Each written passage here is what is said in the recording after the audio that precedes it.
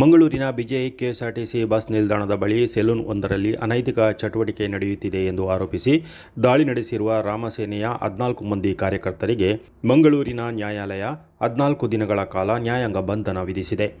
ಆರೋಪಿಗಳ ವಿರುದ್ಧ ಜಾಮೀನಿಗೆ ಅರ್ಹವಲ್ಲದ ಕೆಲವು ಪ್ರಕರಣಗಳನ್ನು ದಾಖಲಿಸಲಾಗಿದೆ. ಮುಖ್ಯವಾಗಿ BNS ಸೆಕ್ಷನ್ 109 ಇದರ ಅಡಿಯಲ್ಲಿ ಕೊಲೆಯತ್ನ, ದೊಂಬಿ, ಡಕಾಯಿತಿ ಮತ್ತಿತರ ಆರೋಪಗಳನ್ನು ಮಾಡಲಾಗಿದೆ. ದಾಳಿ ನಡೆಸಿದ ರಾಮಸೇನೆಯ ಕಾರ್ಯಕರ್ತರು ಜಾಮೀನಿಗೆ ಅರ್ಜಿ ಹಾಕಿಲ್ಲ ಎಂದು ಆರೋಪಿಗಳ ಪರ ವಕೀಲ ಮಯೂರ ಕೀರ್ತಿ ಮಾಧ್ಯಮಗಳಿಗೆ ಹೇಳಿಕೆಯನ್ನು ನೀಡಿದ್ದಾರೆ.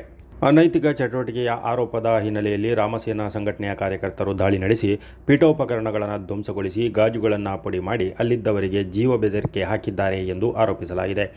ಈ ನಡುವೆ ಮಂಗಳೂರಿನಲ್ಲಿ ಇತ್ತೀಚೆಗೆ ಹೆಚ್ಚುತ್ತಿರುವ ಮಸಾಜ್ ಪಾರ್ಲರ್ ಸೆಂಟರ್ಗಳಲ್ಲಿ ಅವ್ಯವಹಾರ ನಡೆಯುತ್ತಿದೆ ಎಂದು ಆರೋಪಿಸಿದ್ದು, ಇವುಗಳನ್ನು ಬಂದ್ ಮಾಡಬೇಕು, ಇಲ್ಲವೇ ಕಠಿಣ ಕಾನೂನು ಕ್ರಮಗಳನ್ನು ಕೈಗೊಳ್ಳುವ ಮೂಲಕ ಅನೈತಿಕ ವ್ಯವಹಾರಗಳಿಗೆ ತಡೆ ಹಾಕಬೇಕು ಎಂದು ರಾಮಸೇನೆ ಒತ್ತಾಯಿಸಿದೆ.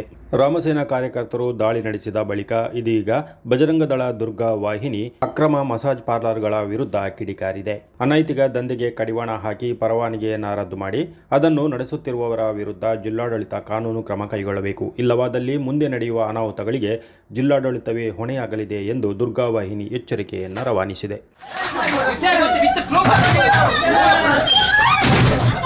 you